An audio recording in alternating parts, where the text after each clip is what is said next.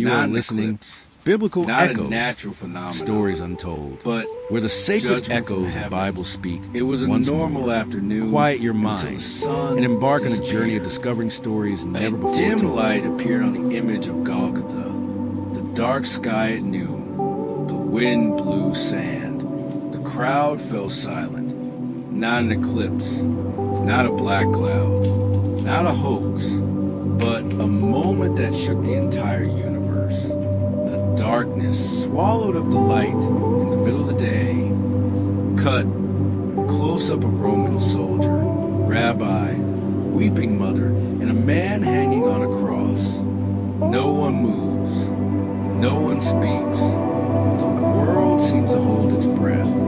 The narrator continues, more dramatically, 33 AD, Jerusalem, on the top of a hill called Golgotha, Skull Hill. A man is dying on a cross, his blood dripping onto the dry ground. And in that moment, the world suddenly shakes. The lights go completely dark.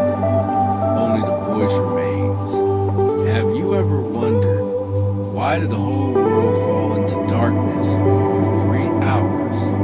Was it a sign of the end of the world?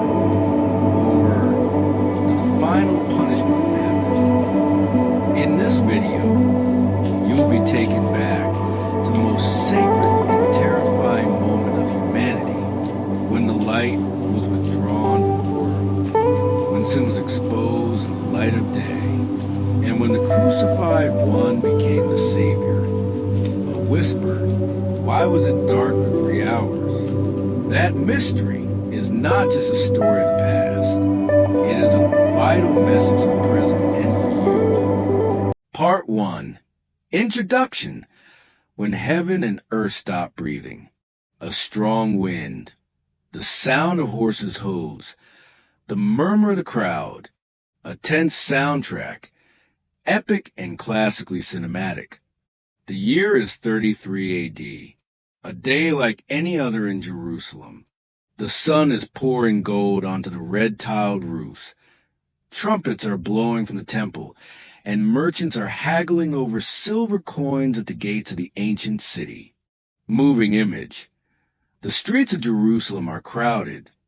Bakers selling bread, Roman soldiers patrolling, priests in white robes passing silently. But somewhere beneath the surface of the everyday, a storm is brewing. Fast cut.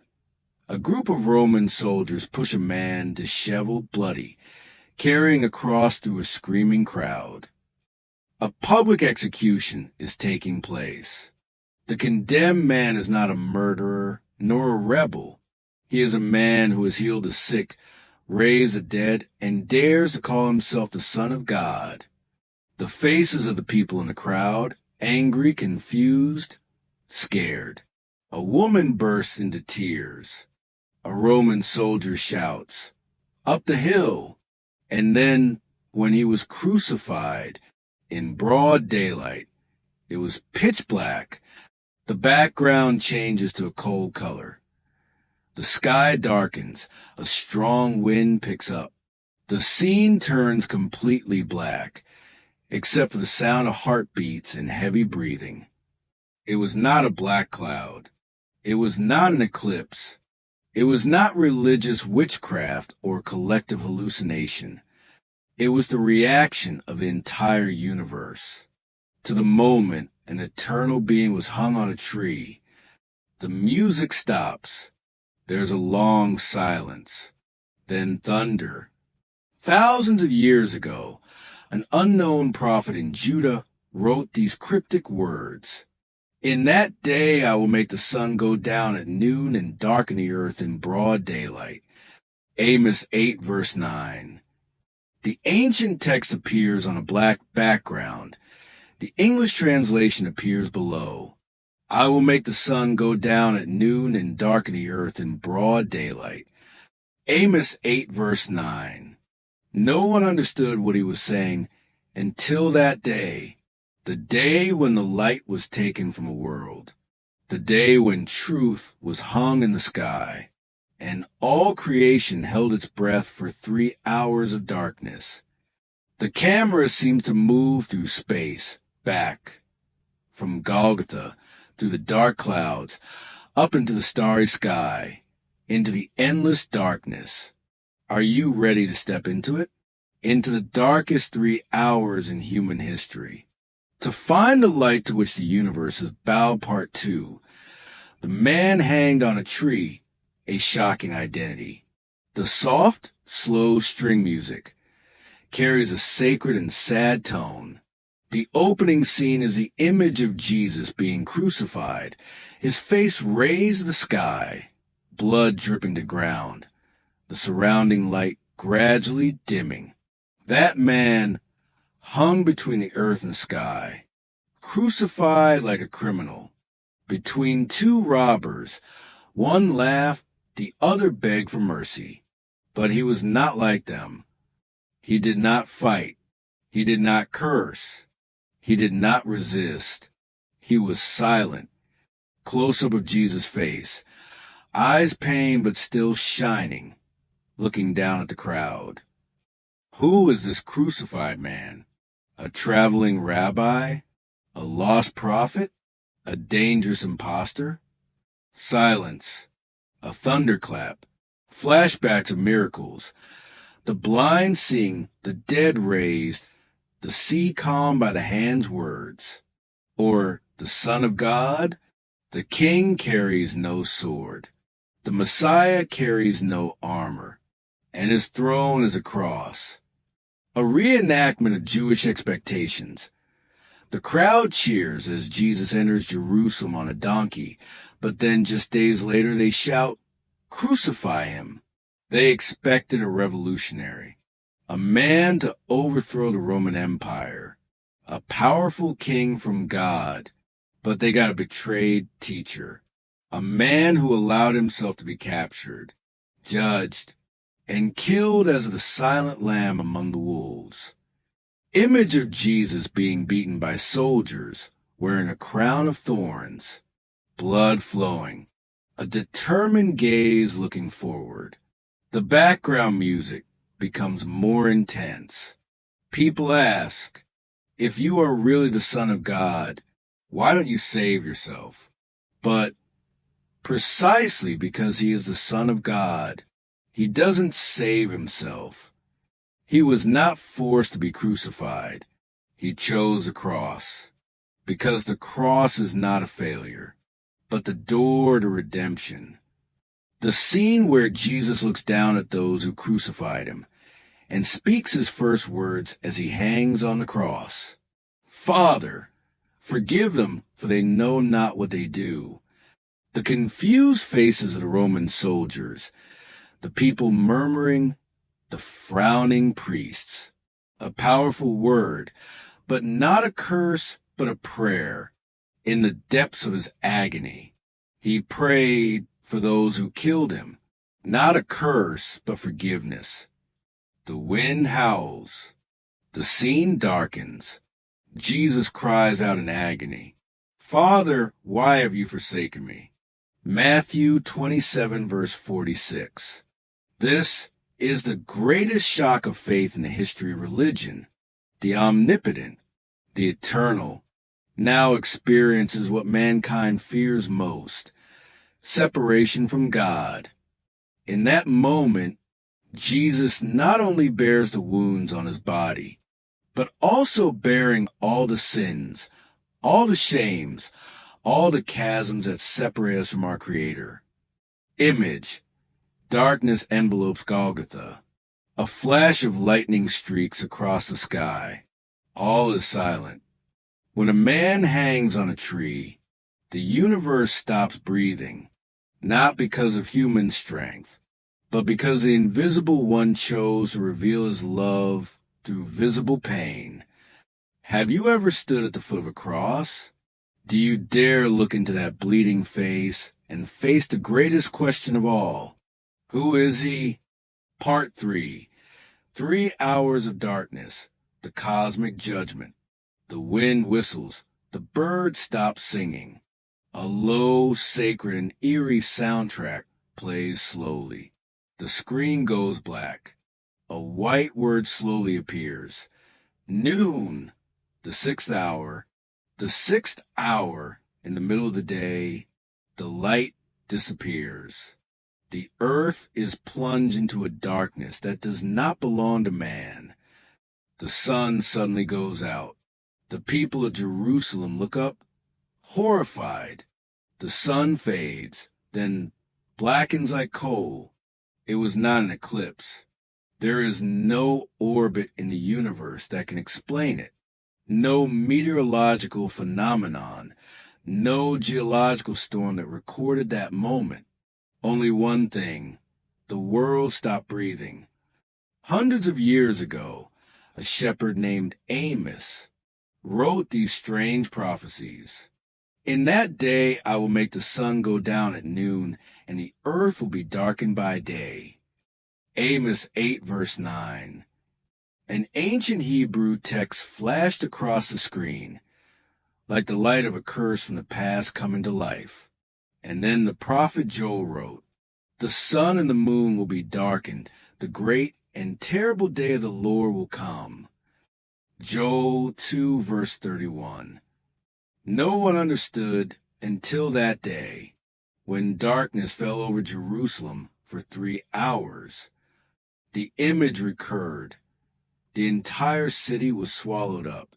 Torches were useless. Roman soldiers were bewildered.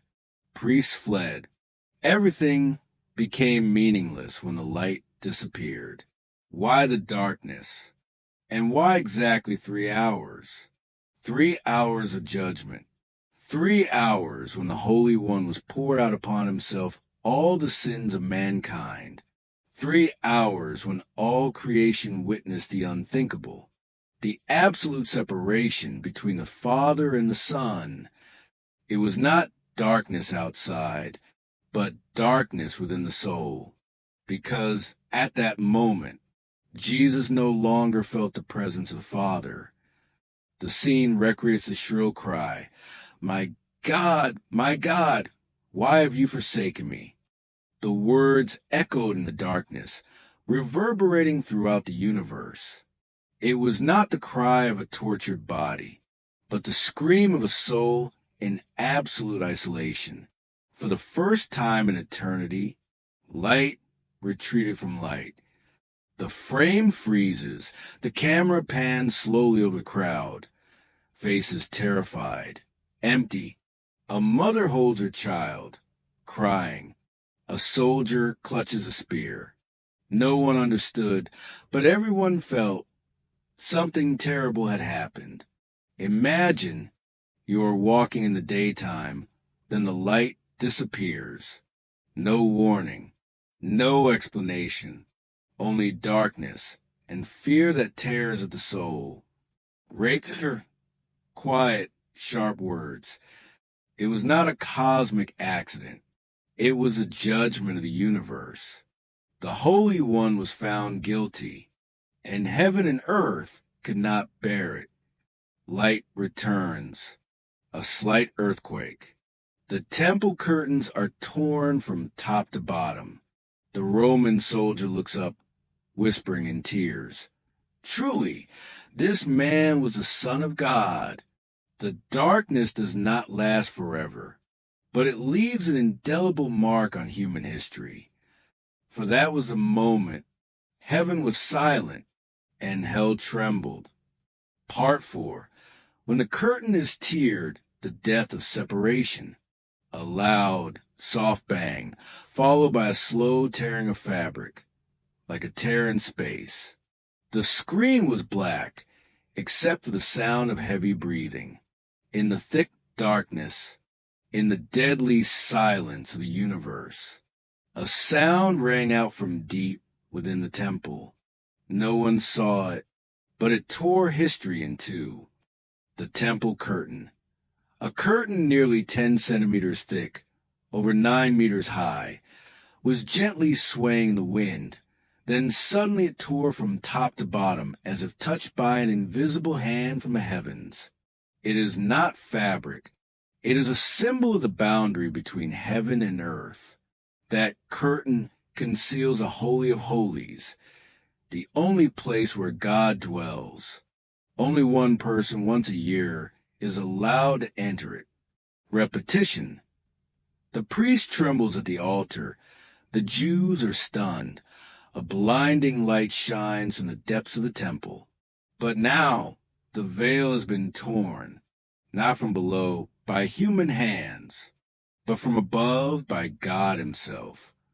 The moment Jesus died was the moment all the barriers between man and God were removed. From now on, there are no barriers, no intermediaries, no more fear. A new era has been born in blood. The music rises, solemn, majestic, tinged with sadness. The camera slows down. The temple is shaken. The people rush out the gates. The Roman soldiers kneel at the foot of Golgotha. But what happens after death is what few people know. Jesus does not just die. He goes deeper. He goes down to Hades. Jesus, still wounded, surrounded by light, enters a dark cave where souls are bowed, sad. A scene that is both heavenly and underworldly. According to Protestant theology, before the gates of heaven are opened, the righteous dead cannot come to God. They wait in a place called Abraham's bosom, not hell, but a place separated from heaven by only an invisible barrier. And it is Jesus with his blood who opens that gate, releases the righteous souls, leads them into the light, into the eternal presence of God. Jesus steps forward. The gates of light open. Each soul looks up radiant, arms raised towards him. A procession of people steps out of the temporal towards eternal glory. Asterisk, asterisk, this is not the end. This is the reversal of fate. Death has swallowed up life, but it has been swallowed up by the resurrection. Asterisk, asterisk. The veil is torn. All sin has been paid for. And now, no one is separated from the eternal light unless they choose darkness. Part 5. From darkness to light, a message of new hope. The heartbeat slows. Jesus takes his last breath. The world is silent. The wind stops. Space seems to freeze for a moment. A whisper, a rift between heaven and earth. A word closing the old history and opening a new universe. It is finished. A rumble of thunder. Then a faint light shines from behind the cross. The camera pans slowly around an empty cross. It is finished. It is not a surrender. It is not the last breath of a defeated man. It is a declaration of victory. Victory over sin. Victory over darkness. Victory over death. Once and forever. Day 3. Morning light penetrates through the stone rolled away from the tomb.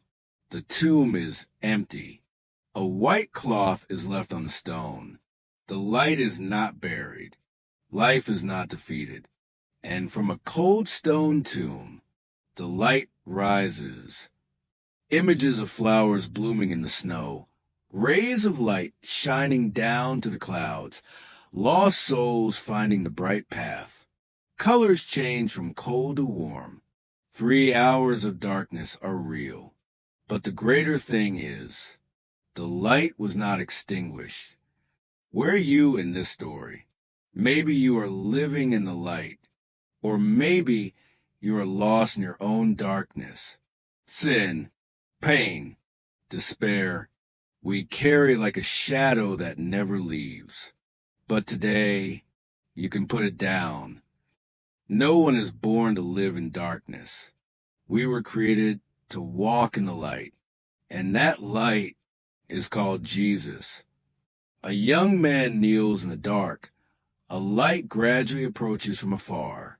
When he looks up, The light covers his whole body, a symbol of resurrection, of freedom, of hope rising. If you are tired, if the darkness has been too long, remember, 3 hours of darkness are real, but the light is even more real. And today, that light is inviting you to return.